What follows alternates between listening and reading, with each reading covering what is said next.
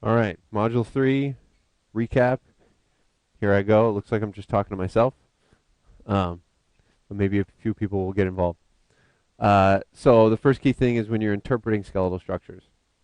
Um, when you see the end of any line, you want to imagine that there's a carbon, and when you see any vertex, you want to imagine that there's a carbon. There are not carbons where there's a different atom shown. So here, this is a nitrogen, not a carbon. Um, so one mistake people have made is like kind of inserting extra carbons next to the nitrogen. What we call those atoms that are not carbon, we call them heteroatoms. So if you ever hear me say the term heteroatom equals an atom that's not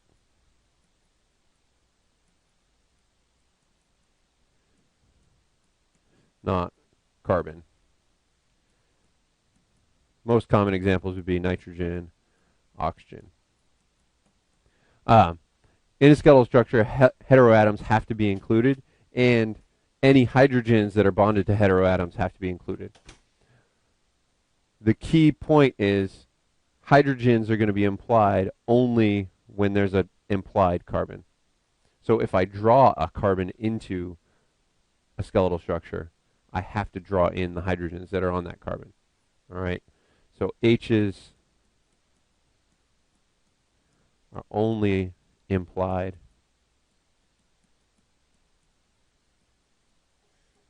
when they're on an implied carbon.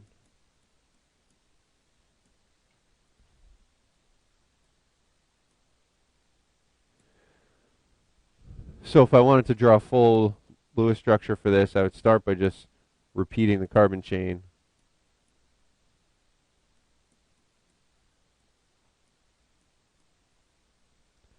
Then I would put in this double bond to oxygen.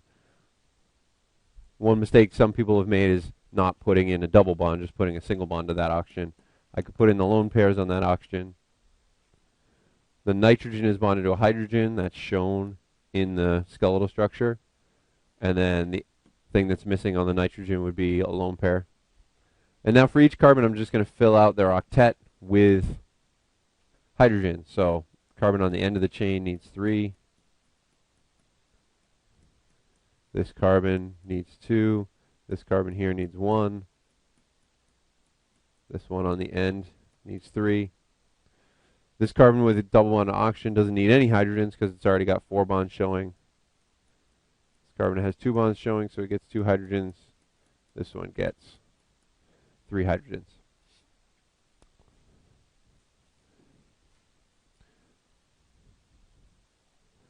All right, so that's essentially the key tips for interpreting skeletal structures.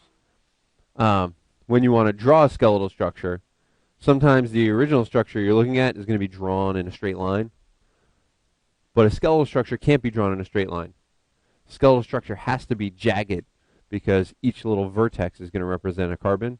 So you don't want to draw skeletal structures where everything is kind of linear. Everything is going to be going up and down, alternating up and down.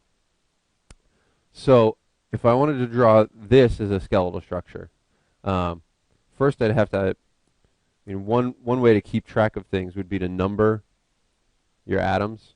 So I have atom 1 is this carbon, atom 2, 3, 4, 5, 6, 7, 8, 9. So if I'm going to draw this molecule, I'm probably going to have kind of a jagged chain that's going to have 9 vertices. A couple of those are heteroatoms. And then, I need to have this CH3 group, which we call a methyl group. I'll call that 10. And then this oxygen with a double bond, I'll call that 11. So the way I would start would be probably to write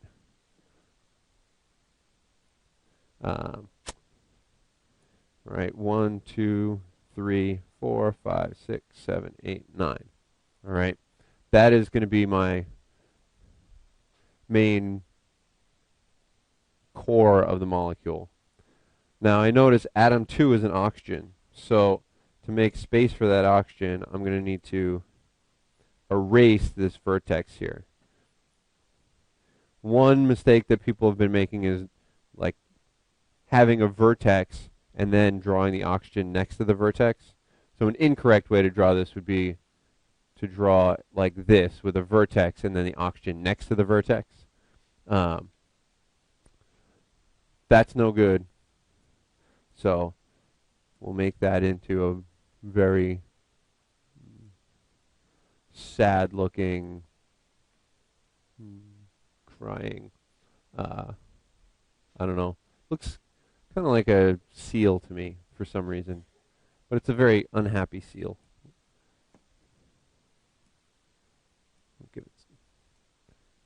Give it some hair though. All right. So don't draw your oxygen next to the vertex. Make a little space there. Don't have the two lines meet, and then draw your oxygen in.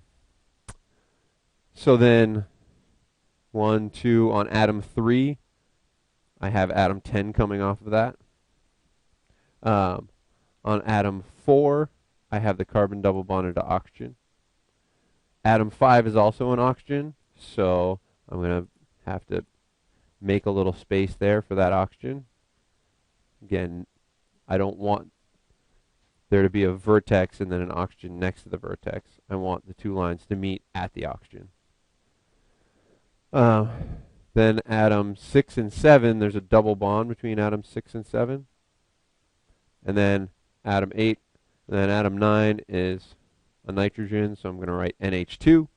I don't want to leave off those hydrogens because they're part of, they're on a heteroatom. They can't be implied. So that is an acceptable way to draw this. Now it turns out, by convention, when we have something like the left-hand side of this molecule,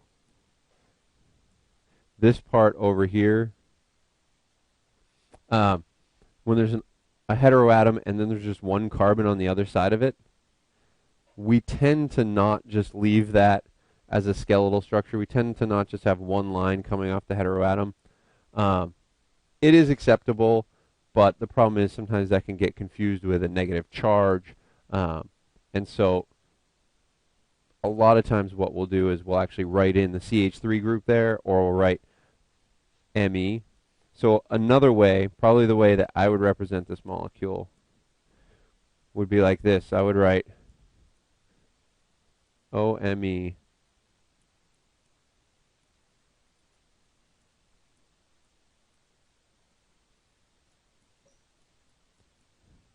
here. Me stands for methyl.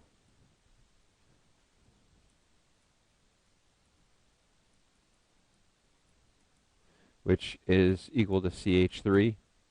And CH3 takes a fraction of a second longer to write than Me. So I will usually use Me instead just because it's shorter. And that's just because having this one line hanging out here off of the oxygen just looks a little weird. So you won't ever see me draw structures that have the one line hanging off over here. All right. Any questions about that translation that I just did?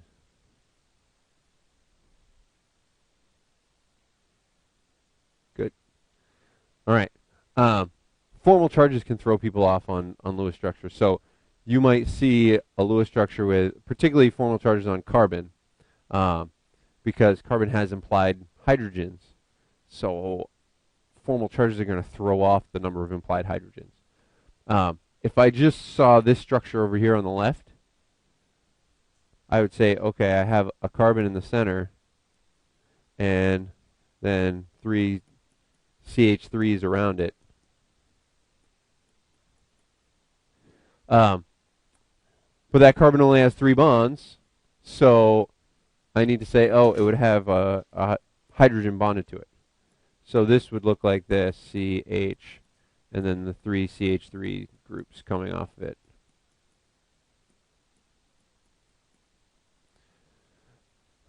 One thing I want to point out is, notice I don't always write my CH3 groups as CH3. Sometimes I write them as H3C.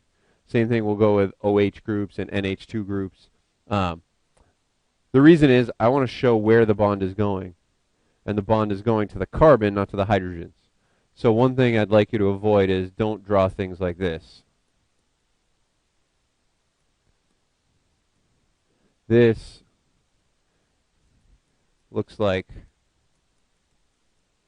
the bond goes to the H's.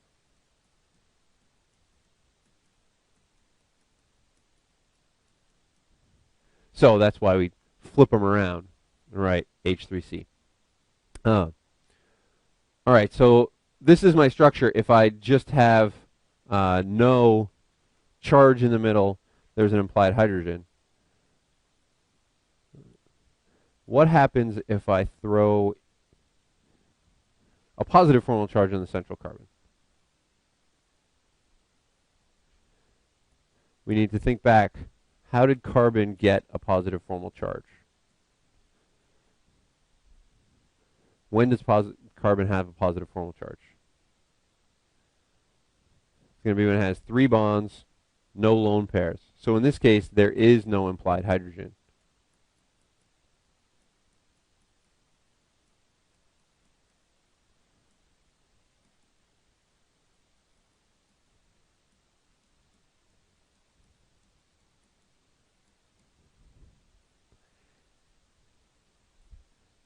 And then this third case, what if I have a negative formal charge? If I have a negative formal charge on carbon, that means, well, to give carbon a negative formal charge, it's going to have 3 bonds, but in this case, it's also going to have a lone pair. So again, there's no implied hydrogen. Now there's an implied lone pair on the central carbon.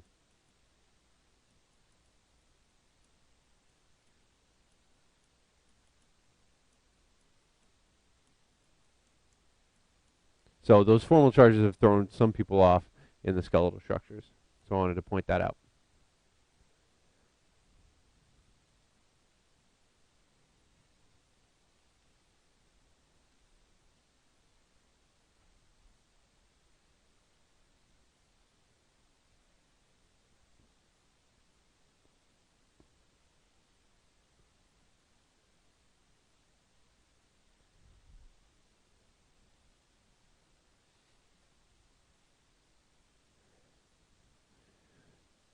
And then I just wanted to point out some common geometry problems that you see with skeletal structures.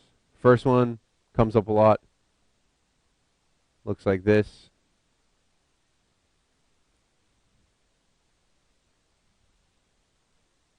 What's the problem with that? This is an alkyne, and each of these 2 carbons in the alkyne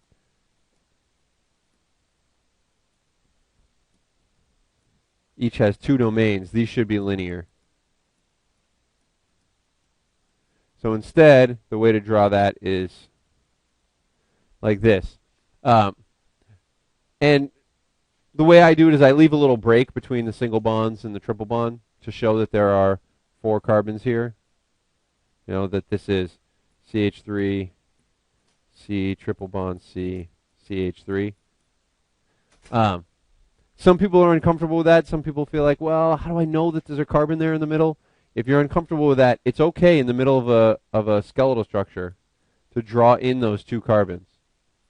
You know, and you could have whatever else coming off the different parts of the molecule, but you can still draw in those 2 carbons. So in a skeletal structure, it's okay to draw in some carbons as long as you draw in the hydrogens that are on them. And for an alkyne, there are no hydrogens on them. So some people are just more comfortable drawing their alkynes with the carbons in them so that they know the carbons are there.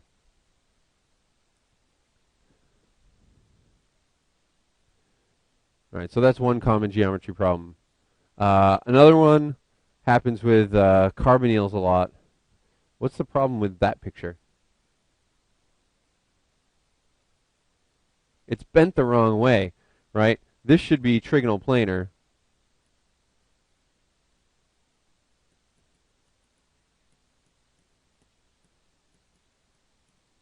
Right now, it looks kind of like a boat anchor. Um, so no boat anchors. Instead, you can draw it like this, or you could draw it like this. But you want your three bonds, your three domains there to be spread out.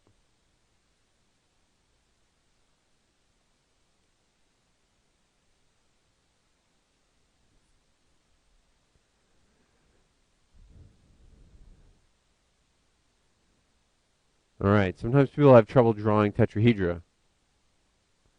So this would be a typical incorrect drawing of a tetrahedron. Because what this implies is you've got two things in the plane of the page coming to a point, and then the fourth thing is going into the page but up, and the other one is going down and coming out of the page. Tetrahedra should be drawn, when you draw the two things in the plane of the page, they come to a point. The wedge and the dash should go away from the point. So if I draw the two things in the plane of the page pointed this way, the wedge and the dash should go away from that point.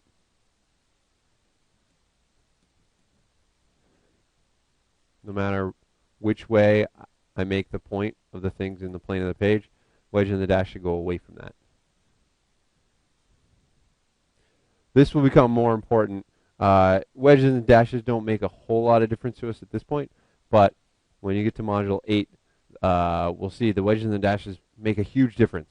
Sometimes you have the same atoms connected in the same way, but in one case something's on the wedge and something's on the dash.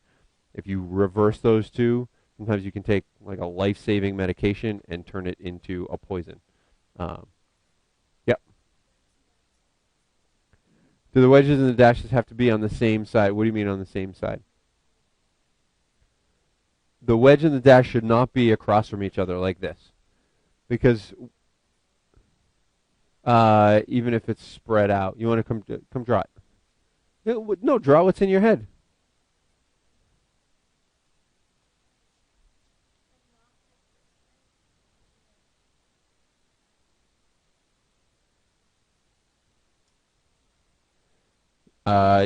Yeah, you don't want to ever draw this. So what this would imply is essentially that the two regular lines are directly across from each other, so they're like linear, and then the other two things, one's coming towards you, one's going away from you, and they're across from you. So that we don't want to draw.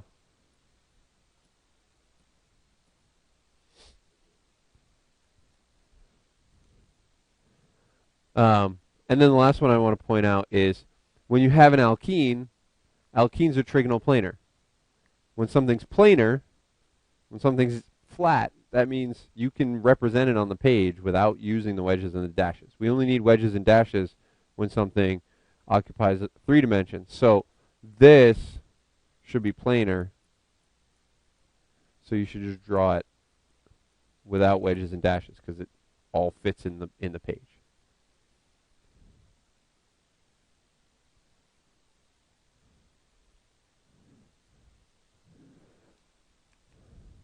So those were all the common things I saw in Module 3. But let me know if you have questions about anything else from that module.